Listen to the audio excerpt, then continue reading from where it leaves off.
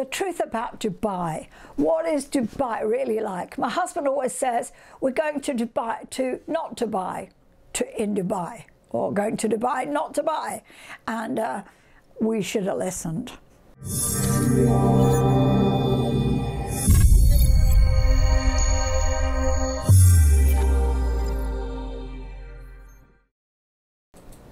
Hi, I'm Jan Obridge, I'm the Cruise Queen, and I'm going to talk to you today about our experiences in Dubai. As I mentioned in a previous video, this might not be about cruising, but actually it kind of is, because you stay in a place before you go on a cruise, and with the MSC cruise on the MSC Lirica that we did over Christmas, we came back to Dubai and stayed overnight on the ship in Dubai, so had another full day there.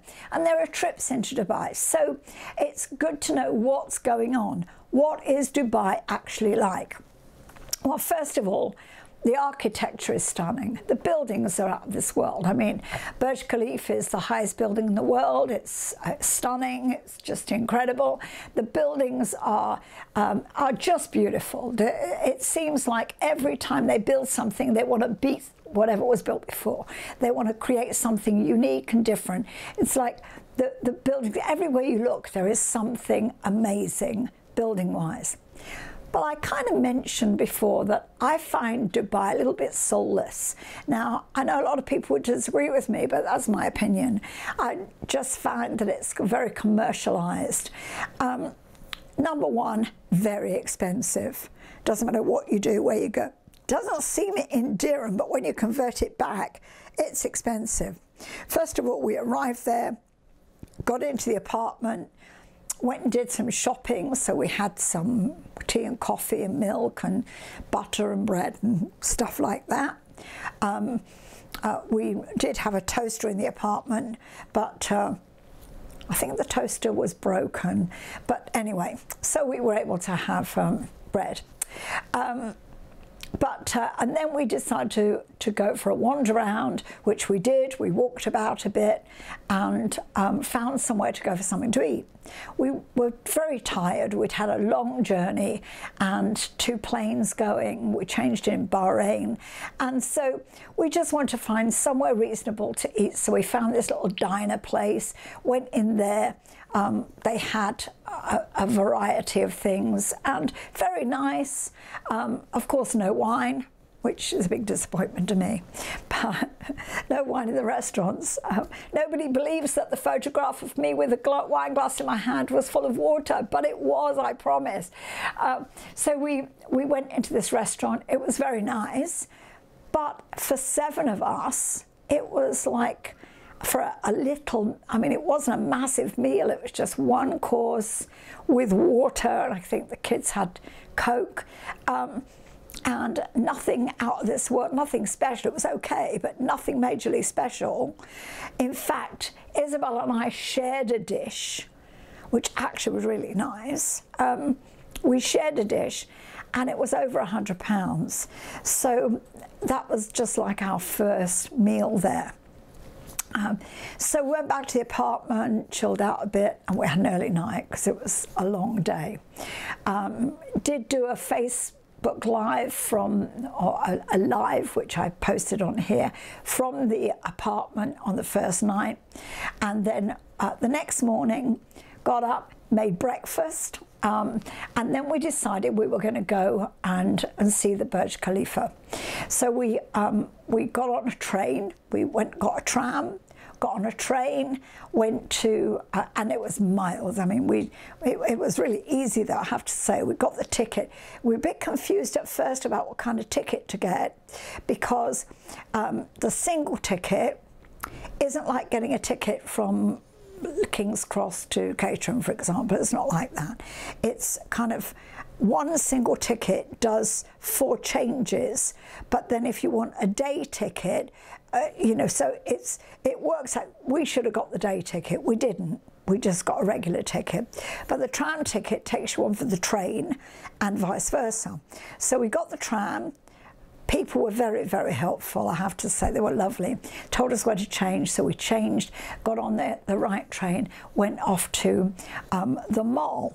Now, there are 2 malls, and we were quite confused because when we went to Dubai before, we went to the Dubai Mall, and now we're going to the Mall of the Emirates, which we thought was the Dubai Mall, but it isn't. So we discovered there's 2 malls, and they're not together. So we went to the Mall of the Emirates and walked miles and miles and miles. God knows how they do that to get from the station to the mall itself. We never even got there. In the end, we realised that we could get outside to the Burj, and then we walked back and found that we could have got outside back at the station and be right there. So we got lots of exercise that day. So then we got the train back, and we knew that we had to go by 3 o'clock. We had to be back at the other mall, because behind the other mall there was a big place called Lulu, which we discovered was like a supermarket, where we had to meet up with our guides because we were going doom bashing. Well, they picked us up eventually. They were very late, I have to say. There were loads of people waiting for loads of different companies, and they told us to be there at 2:45 for a 3 o'clock pickup. We were there at 2:45. By 3:30 they still hadn't come, and there were people wandering around trying to find out who their passengers were. Eventually our guy came, and we drove out to the desert, which was about 45 minutes or so, and then we got into a truck. All 7 of us were in this. They were all Toyota Land Cruisers, right? So a good word for Toyota Land Cruisers, because they obviously do the job. So we got into this Toyota Land Cruiser and we went dune bashing, and it was like flying over the dunes and smashing. It was good fun, except that my grandson gets that horrible feeling in the pit of his stomach when he goes up and down, and he can't stand it. He doesn't like it at all. He's 11 and he's like, "Whoa." And so one of the other grandsons said to him, "Oh, just imagine it's a roller coaster." He said, "You're not helping." But we found it great fun, just bashing over the dunes, and eventually got to the middle of nowhere where there was this kind of area in the middle of nowhere that was fenced off and gated and pretty obvious for tourists, but it was great. They had long low tables with cushions, and you sat down there and everything was money. You got a meal free, that was all part of the deal. You sat down, you got this entertainment. There was a guy who did fire. He spun fire, and that was really good, I have to say. And that was really excellent. Then they had somebody with birds, that you know, eagles, or an eagle or something. You could go and get your picture taken with him. Then they had a belly dancer, which I didn't rate much, but the boys liked it.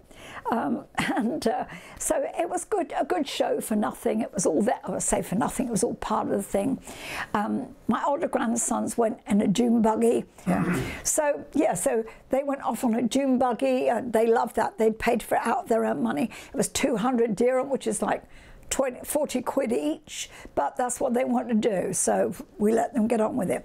We ordered drinks, which came to the table. Again, expensive. We did get wine.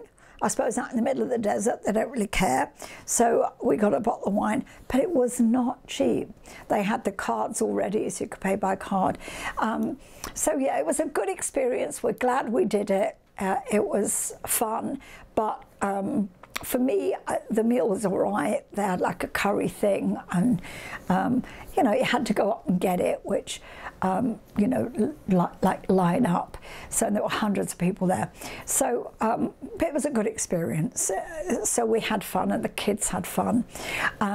So I can't remember how much it cost us to go, but we felt that we'd had a good day, apart from the extras that you would have had to have paid for if you wanted them. I was a bit cold, because it gets cold in the desert, and I was a bit cold. I got my thin jacket on. I wished that I had taken my big jacket, but at 3 o'clock in the afternoon when the sun's shining, you don't think about it. So that was a great experience. Then on the next day, we just chilled, and then we went to the marina. for dinner. We went for a wander in the day and had coffee, and that was lovely. We found a nice place to have coffee. We just decided to wander around. We walked right around the marina and then decided that we'd have dinner before we went back. And we found, and you have to run the gauntlet because everybody wants you to have dinner, everybody. So eventually we found this nice place that was an all-you-can-eat.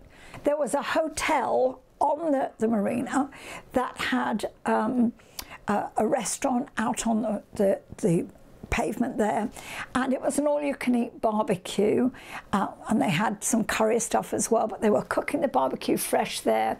They had salads and things as well. They had a soup, and you could have as much as you liked.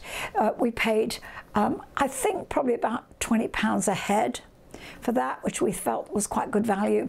Paid extra for the drinks, of course. We did negotiate a bit to get it down to that, but it was a very pleasant meal. We all had as much as we wanted, and it was very good. The service was good, the waiters were lovely, and so we had a nice time on the marina. Took lots of pictures on the marina, lots of views. You could see our building from there, so that was a lovely day. And then the following day we joined MSC Lirica, and I will be on to my cruising on the next video. So subscribe if you enjoyed this video, make comments if you like. Feel free to disagree with me, that's okay, because these are my opinions, not yours. And press the bell if you'd like notifications of the next video. So this is Jan Obridge, I'm the Cruise Queen. See you soon, bye.